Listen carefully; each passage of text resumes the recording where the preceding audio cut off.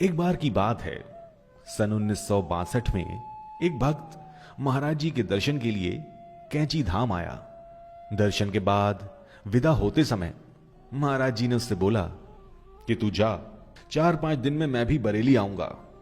वो भक्त अति प्रसन्न हुआ और लौटने के चौथे दिन से ही वो अपने एक आदमी को डॉक्टर भंडारी के घर भेजने लगा, ये देखने के लिए कि महाराज जी वहां आए हैं या नहीं।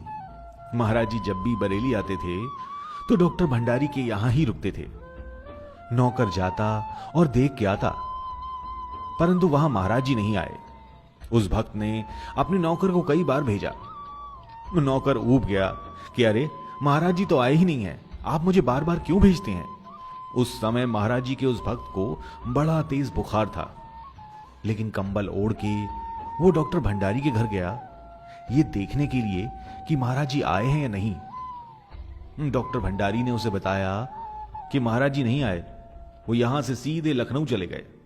महाराज जी का वो भक्त बहुत हताश हो गया और रो पड़ा और मन ही मन कहने लगा कि महाराज जी बरेली क्यों नहीं आए, मैं तो उनका इंतजार कर रहा था। डॉक्टर भंडारी की पत्नी ने उस भक्त को बहुत समझाया, परंतु वो रोता रहा और बाहर जाकर एक बेंच पे बैठ गया और वहीं जाके विलाप करने लगा कि महाराज जी ने तो मुझसे कहा था कि वो मिलने आएंगे और वो नहीं आए। काफी देर तक वहीं बैठा रहा ठंड में। तभी नीम करोली बाबा का चमत्कार हुआ और एक जीप फटाक से आकर वहां रुक गई और उस जीप में से महाराज जी उतरे। जीप से उतरकर उस भक्त की ओर हल्की सी नजर डालकर बाबा जी भीतर चले गए। बाबा जी को देखकर वो भक्त इतना खुश हुआ कि वो बाबा जी को प्रणाम करना भूल गया। तब रामानंद, जो उस जीप का ड्राइवर था, उसने उस भक्त को बताया, अरे भैया, महाराज जी तो फरीदपुर से भी आगे पहुंच चुके थे, परंतु उसके आगे तो गाड़ी बढ़ी ही नहीं, वहीं जाम हो गई।